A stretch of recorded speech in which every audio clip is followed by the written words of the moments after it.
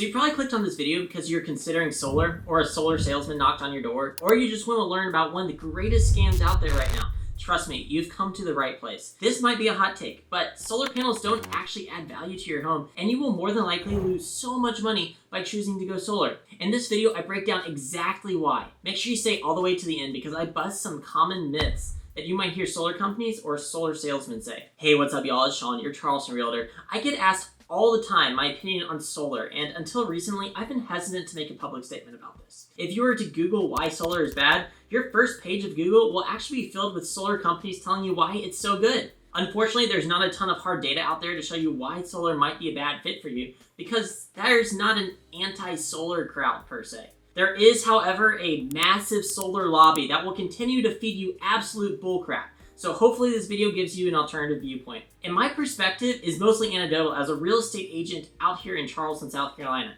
So some other markets might be different. But my boots on the ground perspective should make you think twice about getting solar. First, before we get to the reasons on why you should avoid solar, let's talk about the main types of solar panel contracts you might come across, just so you know how the industry works. Some companies will try to sell you not the solar panels themselves, but a lease instead.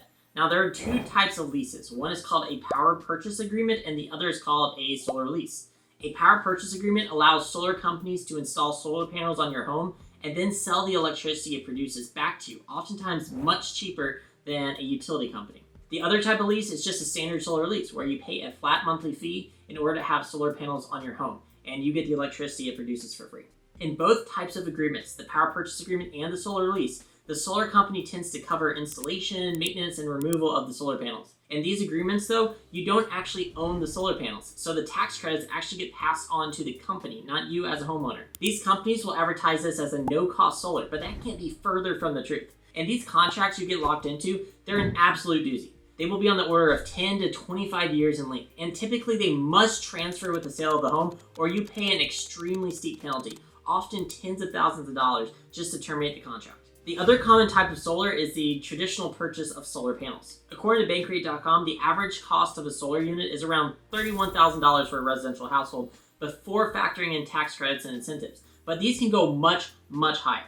You can either purchase a system outright, or you can finance a system over a period of 10 or 20 years. You'll find that this is hardly worth it either, and that leads me to the first reason why you should avoid solar.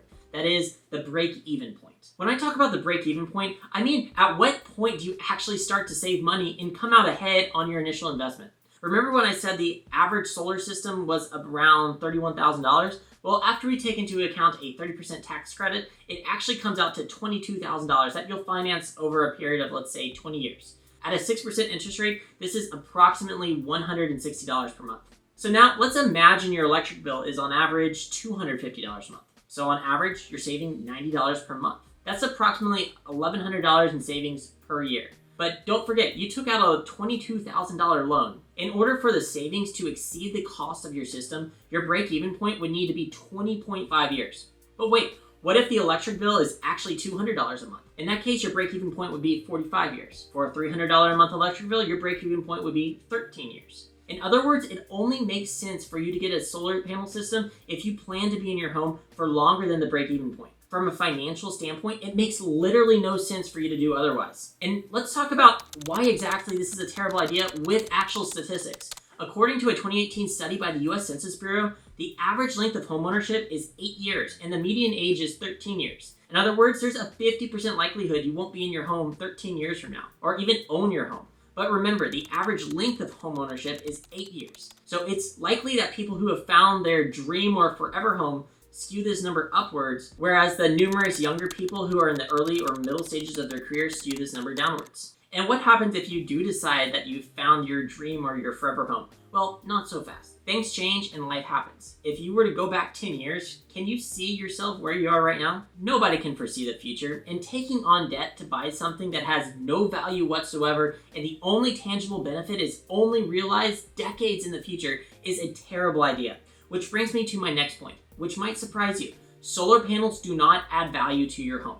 Let me say this one more time. Solar panels do not add value to your home, at least here in Charleston, South Carolina, and a ton of similar markets. Now, does owning the panels outright add value to the property? Theoretically, it does, but functionally, it typically does not.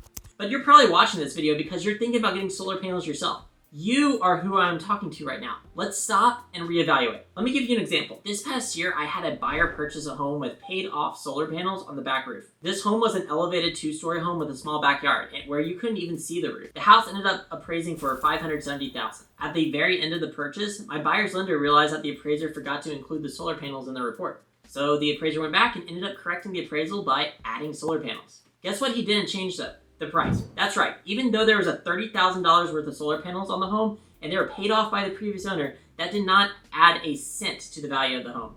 And here's why. Appraisers still have to use the comparable sales approach. When a home is already the nicest in the neighborhood, the appraiser isn't going to go out on a limb and give the seller credit for the solar panels when prices around the home don't support an elevated price.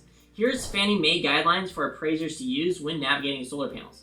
As you can see, if they are owned or financed as real property, the appraiser may consider adding them to the value. Keyword here is may, but most appraisers are old school and will not count them. If they are financed as personal property, or if you have a power purchase agreement or a solar lease, then the appraiser is expressly prohibited from including them. And here's the anecdotal. Ask your real estate agent friends who are consistent top producers. We are your boots on the ground here, navigating solar panel fiascos every single day. 9 out of 10 will probably advise you not to do solar panels. Why? Because they don't add value. And if an appraiser does include the value of the panels, it's not going to be dollar for dollar. And if you have a solar lease or a power purchase agreement in place, forget it. Not only are you not adding value to the home, you're scaring away 90% of potential buyers who don't want to assume a costly lease with a lot of risk. I have never seen someone want to buy a home because it has solar panels, but the time and time again, I have seen buyers to refuse to even consider a home because it has solar panels. The only time where I've seen solar panels being a non-issue in a home purchase is when the home is already paid off, or when the seller pays it off at closing. And guess who is typically losing money on that? The seller.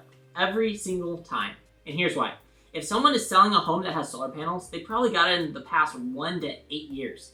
Solar really only came into prominence in the last decade after prices fell and the government started subsidizing the heck out of the industry. There are a ton of companies out there making record profits, propped up by generous government programs, little regulation, and unsuspecting homeowners who don't do their research. Which leads me to my last and final point. That is, the industry is filled with unscrupulous salespeople who will say anything to get the sale. Whether it's door-to-door salesmen, online advertising, cold calling, or email blasts, these companies just want to get you to sign the dotted line. Unlike medicine, real estate, or law, the solar industry does not have any elevated legal standard to look out for your best interest. There's no fiduciary duty that a company has to fulfill.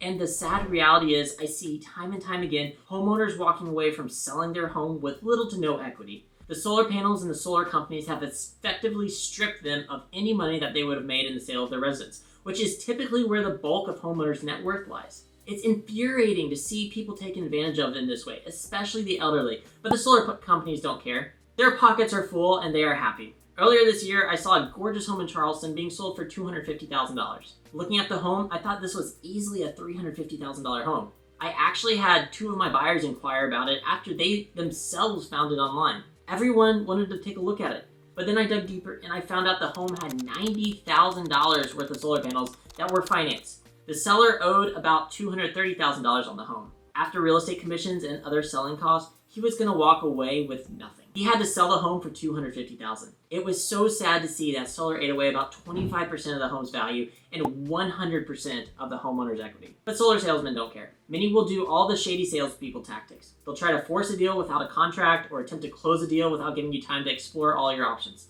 They'll make lofty promises or give you a quote without ever seeing your property. They'll tell you that they work with a utility company, but then when you press, they might be hesitant to give you the name of the actual company or vague about the licensing and the certifications of the company they supposedly represent. They will start with the line asking how much your electric bill is, and then look how much you can save with solar. But you know better now. They will then explain how much value solar adds to your home. But again, you know better now.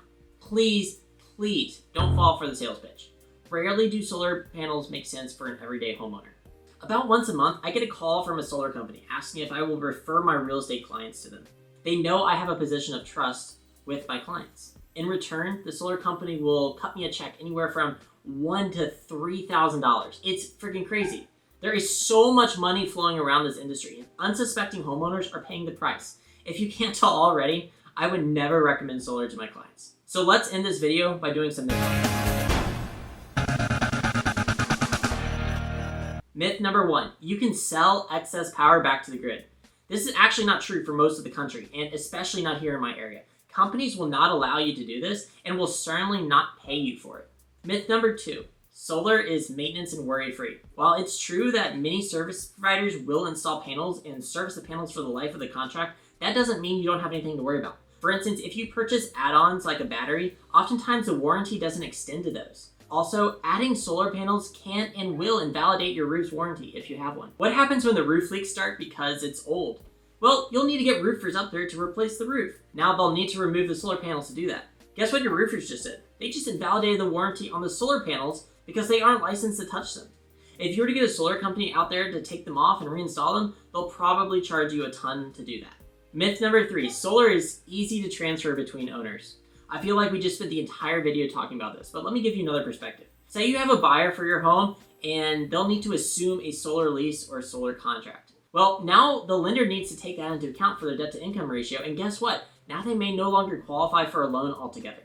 Myth number 4, there are no hidden costs with solar. This couldn't be further from the truth. Many solar companies will have hidden costs and fees associated with their panels. One not so hidden cost you should consider is that your homeowner's insurance premium will probably go up because now they need to insure the value of the panels. It could also change your wind and hail deductibles since solar panels are just as prone as roofs to get damaged in severe weather. And myth number 5, tax credits will help offset the cost of solar.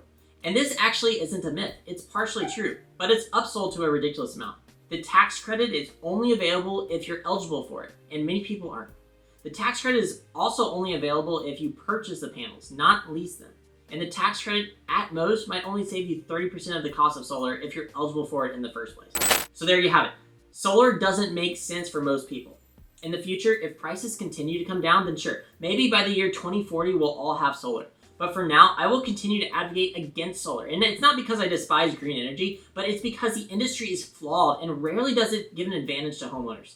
Thank you so much, and if you think this video provided value to you, be sure you comment, you like, and subscribe. It would mean the world to me, and I'll see you soon.